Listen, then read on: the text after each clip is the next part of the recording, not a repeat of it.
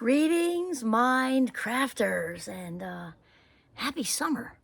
My name is Kimberly Quinn, and I am just elated to be here with you on this day and to talk about, where the focus goes, the energy flows. And I think so many of us, all we need is the awareness of that, and our lives would just kick off to such a better place because the Minecraft way, right? We know that thoughts come first, feelings second, and action or behavior third. So we can't be thinking angry thoughts or nervous thoughts or whatever if we don't have the angry or nervous thoughts first. That's how it goes.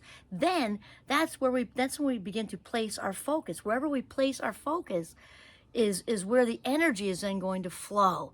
So where the focus goes, the energy flows. I have to tell you, little shout out to Tony Robbins because that's one of his favorites, and he's spot on accurate. And for me, I'm coming from a cognitive psychological perspective. With neurologically speaking, neurons that wire together fire together. That's just how it works. So we've got to be hyper vigilant about, and sort of cherry pick the thoughts we choose to let hang around, and really be very, very hyper aware of what we are paying close attention to, because what we are paying close attention to is also what's going to land in long-term memory.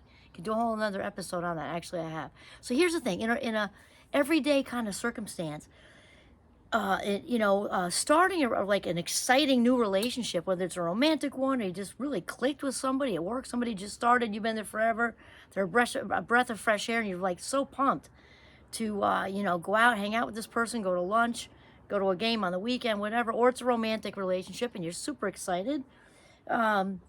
You're not going to have you're not going to exude the same energy starting a relationship as ending one. Whether that's a romantic relationship too, and you're just not feeling it anymore. It's a whole different energy than new and exciting. Way different, right? Also true, even with regular platonic friendships. Sometimes we just outgrow people. It's not bad. They outgrow us too. It goes both ways. But there's a different energy in that sort of like dormant sort of stagnancy than there is, wow, am I excited to spend time with this person? It's a whole different energy. Also true when we are maybe in our job situation. There's a whole spectrum of that, right? There's can't stand it anymore, get me out, beam me up, Scotty, right? There's the I love it in here, and there's the whole middle with maybe just comfortable, maybe just plain satisfied, but there's no spark. All three spots on that spectrum are going to have a way different energy to them. Way different. Wow, I'm excited about this project. Wow, I'm excited about the people. Wow, I'm excited about, where I can go with this new, role, position, job, career, calling, right? Wow, am I on fire for this? Wow, am I hanging in here for the pension? Just, like a military march, I'm just doing my duty. I don't hate it, don't love it.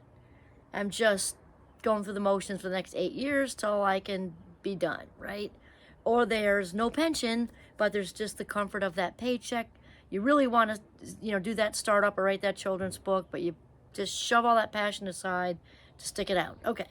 And then we have the maybe mistreatment, maybe not being appreciated, maybe not so good leadership, maybe horrific leadership and all that, maybe and whatever, and you just not feeling it's taking a toll on your self-esteem and everything else. Then there's this end, all different energies we are putting out there. So it's so important to realize that, because once we get that, the thoughts we allow to hang around lead to the focus and the paying attention and the honing in, lead to the energetic piece, which is what people are going to pick up on and then treat us back accordingly, like mirroring that. So it's really, really, really important to realize where you are focusing your energy. Hyper aware. You say, oh, that sounds so exhausting.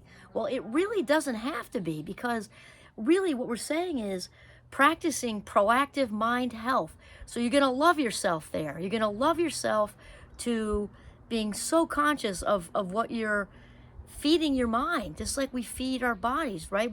You can't, as they say, who says this? Wayne Dyer says it, a lot of people say it. You can't hate yourself thin. You can only love yourself thin if it's going to stay off, right? You can love yourself to great mind health by being kind to your mind. That's it. That's what we're talking about. So focus on your focus. There we go. Pay attention. Be hyper aware of where your mind's energy is going. This is Kimberly Quinn signing off from the beautiful Northern Vermont. Have a mindful day.